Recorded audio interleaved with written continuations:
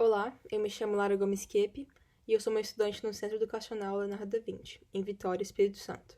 A minha apresentação tem o título Algoritmo de Inteligência Artificial da Ensinet para a Automação do Diagnóstico de Doenças Detectáveis por Imagens de Ressonância Magnética. 94% das unidades públicas de saúde no Brasil possuem computador e internet. Porém, até agora, há um uso muito restrito de inteligência artificial, que é o mais alto na região sudeste, alcançando apenas 6% dos estabelecimentos de saúde nessa parte do território brasileiro.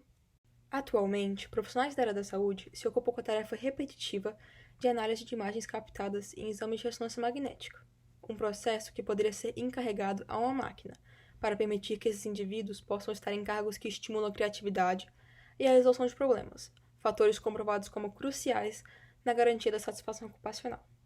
Além disso, a participação humana promove uma lentidão no processo da devolutiva dos resultados ao paciente, que poderia ser evitada e, nesse caso, reduzir a mortalidade em hospitais no Brasil. Essa rapidez de resposta do computador permitiria a tomada mais rápida de decisão pelo paciente, se um tumor for detectado, por exemplo, já que esse seu diagnóstico cedo permite a prevenção da metástase. O objetivo da pesquisa foi desenvolver um algoritmo capaz de diagnosticar tumores cerebrais que pode ser generalizado para outras doenças identificáveis com imagens de ressonância magnética. Na situação atual em que vivemos, de avanço crescente da inteligência artificial no mundo, é importante garantir a participação do Brasil nesse processo com o objetivo não só de acompanhar as tendências atuais do mercado, mas também procurar ao máximo garantir o bem-estar da população. Mas, considerando o aspecto financeiro como especialmente limitante no nosso país, o projeto foi desenvolvido com tecnologias de fácil acesso que não abrem mão de aspectos essenciais como precisão e rapidez de processamento. Para alcançar esse objetivo, foi garantido que o algoritmo utilizado pode ser treinado e testado na própria CPU de um notebook, sendo, entretanto, o seu uso em aparelho com chip GPU, que também já é amplamente difundido, preferível, por permitir uma rapidez de treinamento e resposta. Esse passo é fundamental para tornar o uso dessa tecnologia em hospitais brasileiros mais significativo, permitindo um maior foco de profissionais na área médica no bem-estar do paciente. Entrando na metodologia utilizada, é importante destacar o processo de embasamento teórico. O primeiro passo foi identificar o tipo de tecnologia de inteligência artificial envolvida no diagnóstico por meio da análise de imagens, a rede neural convolucional. Uma rede neural convolucional é um conjunto de operações matemáticas que analisa imagens de um conjunto de dados, identificando qual seria o resultado desejado com base nos dados que foram extraídos. Um dos grandes desafios atuais que dificultam a expansão de seu uso no Brasil é a ideia de que apenas se pode implementá-la com elevados investimentos, já que a efetividade dessa tecnologia depende da exposição a uma grande quantidade de dados, que requer computadores com uma capacidade de processamento alta, ou seja, de maior custo. Porém, analisando ambos aspectos de capacidade de armazenamento e índice de precisão, foi identificada uma arquitetura de rede neural convolucional chamada DenseNet, que não requer, nesse caso, altos investimentos. Isso porque, diferentemente da rede neural convolucional tradicional, ela não conecta todos os pixels da imagem com todas as camadas presentes nela, sendo mais seletiva nas conexões feitas e, assim, reduzindo uma redundância de informação. Outro fator que pode fortemente impactar na eficiência de um modelo é o otimizador implementado. Por isso, decidiu-se fazer uma análise comparativa de dois otimizadores amplamente conhecidos na área, o ADAM e o SGD. Entre os materiais utilizados está o conjunto de dados encontrados no Kaggle, uma comunidade online da Google de livre acesso, feita para cientistas de dados e entusiastas na área de inteligência artificial. Ele é dividido entre os dados para treinamento e testagem, apresentando cada um deles 4 pastas divididas entre as categorias tumor bilioma, tumor meningioma, tumor pituitário e sem tumor. Para trazer esse projeto à realidade, foi utilizado um caderno Jupyter para programar em Python os códigos necessários. Os gráficos de perda de precisão, que serão futuramente compartilhados, também foram feitos no ambiente desse caderno. Entre os procedimentos necessários para trazer a pesquisa para a realidade, após adquirir todo o conhecimento de programação em Python necessário, são a importação de bibliotecas, a importação do conjunto de dados, a visualização e o pré-processamento do conjunto de dados, a construção do modelo, a implementação do otimizador ADAM, a testagem do modelo, a avaliação do modelo por meio da aplicação de métodos de visualização, a recriação do mesmo modelo implementando, dessa vez, o otimizador SGD e a análise dos gráficos obtidos. Para analisar os dados obtidos, é primeiro necessário frisar que o treinamento é uma forma de minimizar o erro e aumentar a precisão a cada epoque executada.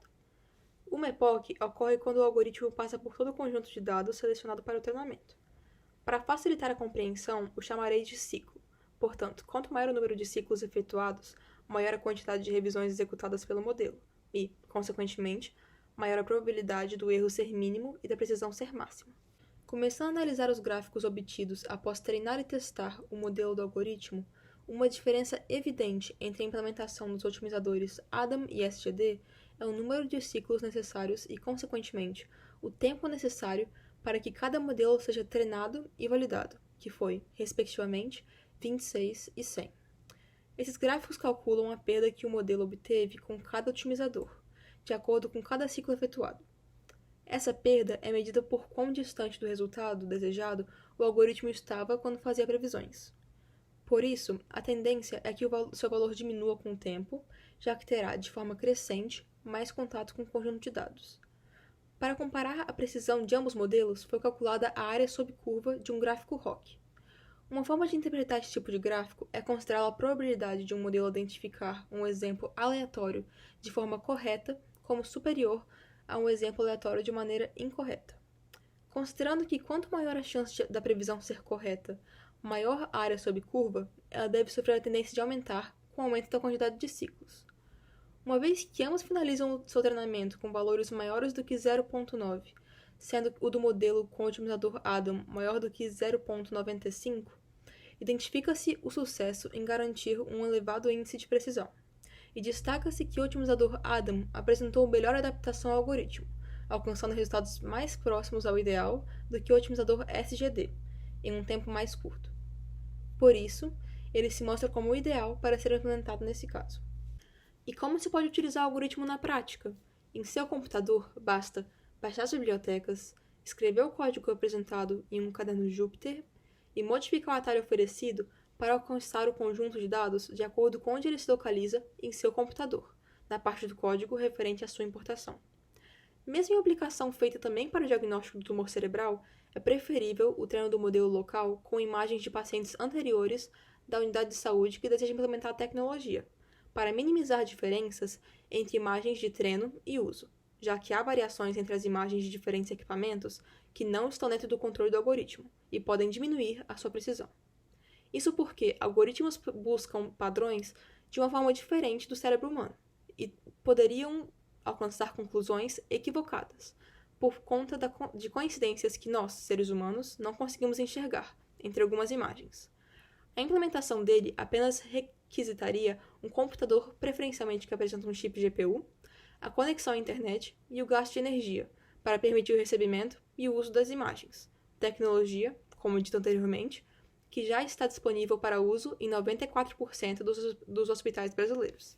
Por fim, uma possível forma de aprimorar esse projeto futuramente seria fazer um aplicativo que pode ser amplamente baixado em máquinas em hospitais que permitem o uso intuitivo do algoritmo, já que essa é a forma mais efetiva de garantir o impacto positivo dessa tecnologia no maior número de pessoas possível.